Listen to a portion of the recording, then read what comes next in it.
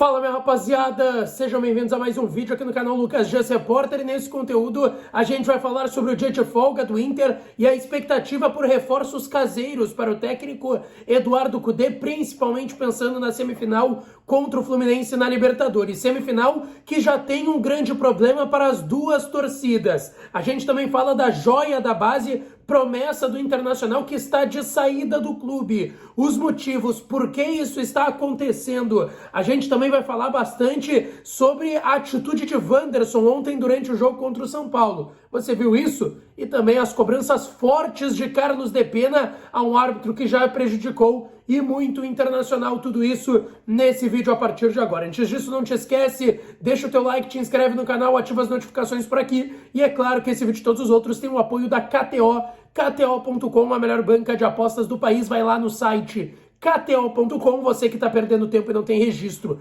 faça o seu, usando o código DIAS, tu vai ganhar 20% de free bet no teu primeiro depósito.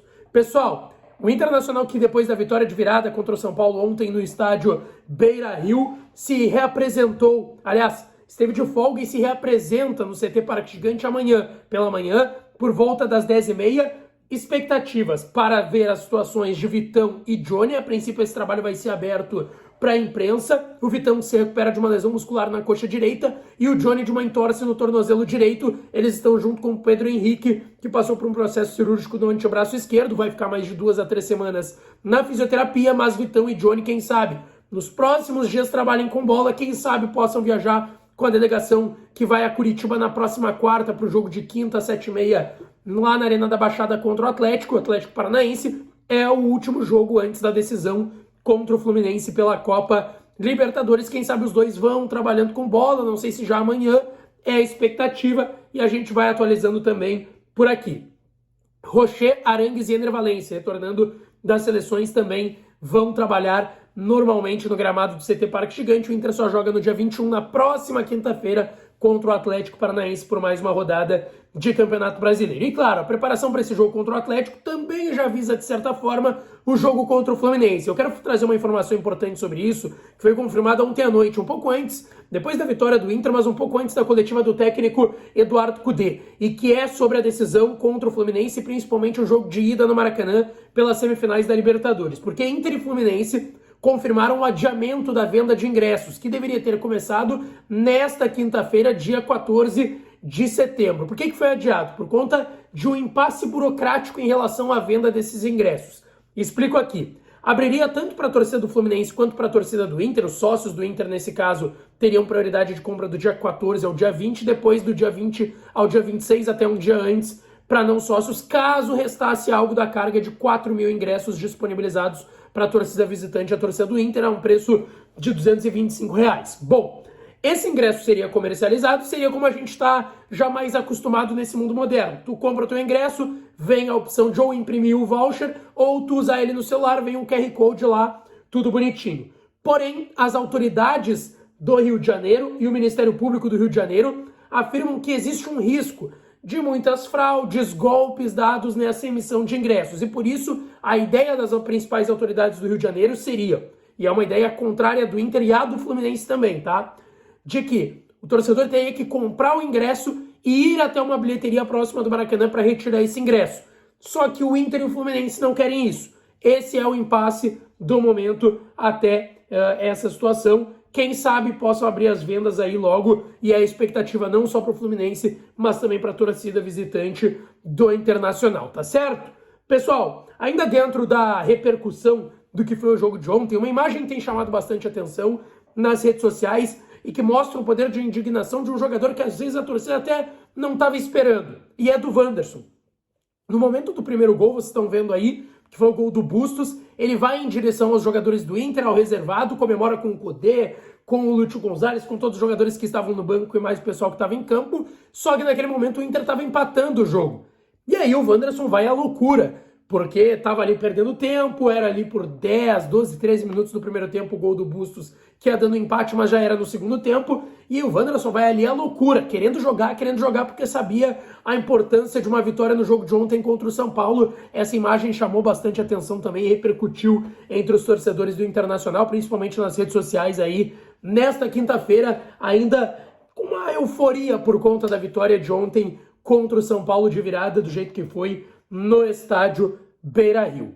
Também repercutiu bastante nesta quinta-feira, após vitória contra o São Paulo, uma entrevista que o Carlos de Pena, que é jogador do Internacional, uruguaio, esteve ontem no banco, acabou não entrando na partida contra o São Paulo no estádio Beira-Rio. Ele deu uma entrevista para a Carve Deportiva, uma rádio uruguaia, um portal uruguaio, e falou sobre diversos assuntos, sobre ele no Internacional, seleção uruguaia, que por mais que ele não esteja servindo a seleção do Marcelo Bielsa, ele é um jogador muito identificado com as raízes e com jogadores da seleção uruguaia, como Rocher, Soares, que jogaram no Nacional, enfim, entre outros por lá, o Carbajo, que hoje está no Grêmio, também jogou. Enfim, ele deu essa entrevista e ele falou um pouco sobre o momento no Internacional, mas também falou sobre a arbitragem no futebol brasileiro. E essa foi a grande fala que repercutiu em relação ao Depena. Primeiro ele diz que aqui no futebol brasileiro depende do escudo que você tem às ações do árbitro dentro de campo. E aí ele até cita como exemplo, outro dia tivemos um pênalti claro com o Goiás, que foi em cima do Ener Valencia e não foram nem olhar no VAR. Terminou 0-0 quando poderíamos ter vencido. E depois vem a fala que de fato tem repercutido, que aí tem nome e sobrenome. Wilton Pereira Sampaio.